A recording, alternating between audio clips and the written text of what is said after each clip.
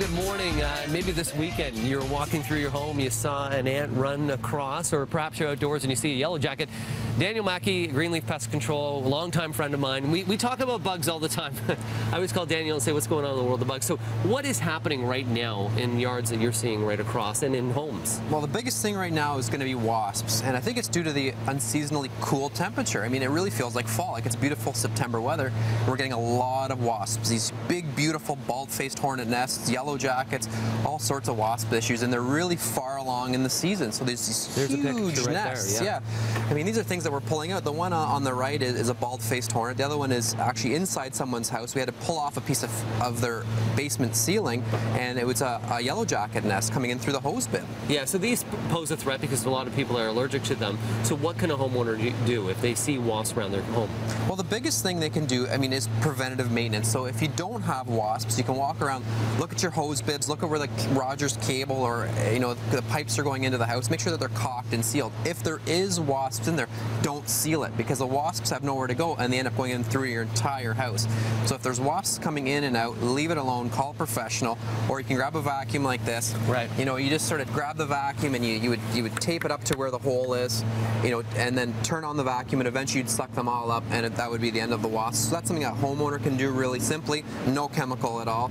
Or if you don't feel comfortable doing that, call in a professional. They'll take care of the business for you. You use this for a lot of things. You often tell people if it's cockroaches, if it's carpenter ants, vacuum them. That's the first step. Number one tool in an IPM or integrated pest management, looking for green solutions, the vacuum's your best friend. I mean, you improve sanitation, you get rid of the pest. It's a wonderful, wonderful tool, way underutilized, but every homeowner has one. Take advantage of it. Yeah, when it comes to wasps, I guess you're wearing long sleeve clothing. You're doing it at night when they want to go back to the colony and nest. Is there any time or any precautions you should do?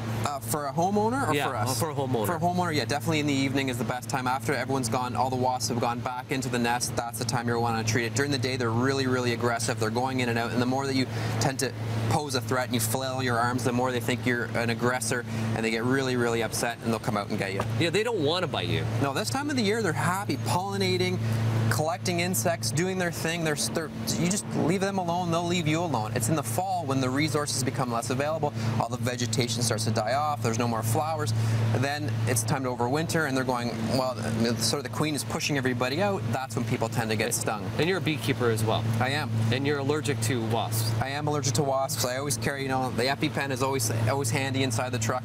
I'll tell you though, in 22 years of being in the pest control industry, I've never been stung. Well, in the last 6 or 7 years, I haven't been stung anyway, other than with my honeybees, and that's just usually I go in there with just my veil on and shorts and a t-shirt. So I do oftentimes, if I'm overconfident, I get stung. Yeah. So tell me about this right here.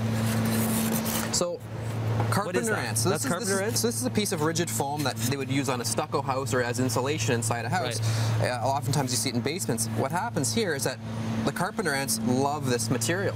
Right. And so they'll actually use this to build their galleries. So again, it's wood. They don't eat the wood. They live in the damp wood. But this styrofoam provides this really well protected, and they actually gallery this out. And this is really cool. I mean, you can see all the wood shavings from probably the 2x4s, and then they live inside this.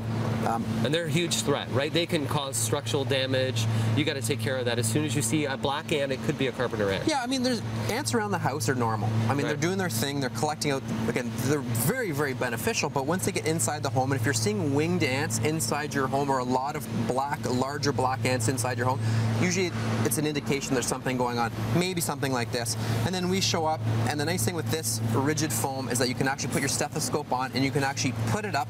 You put it up to the outside of the wall, and you can literally hear, it almost sounds like cellophane crinkling in the wall, or popcorn happening, and that tells you where the nest is. So you have to open up the piece of wall, or if you have to drill some small holes, it's very, very targeted treatment versus, spraying the entire outside of your house unnecessarily. For more information, you can go to GreenLeaf Pest Control. We could talk about bugs for days and hours. It's always interesting. He's going to give us a bug report every once in a while. Once again, you can go on our website right here. It's GreenLeaf Pest Control, and on Twitter at GreenLeaf Pest CA. We're going to take a break. Thanks, Dan.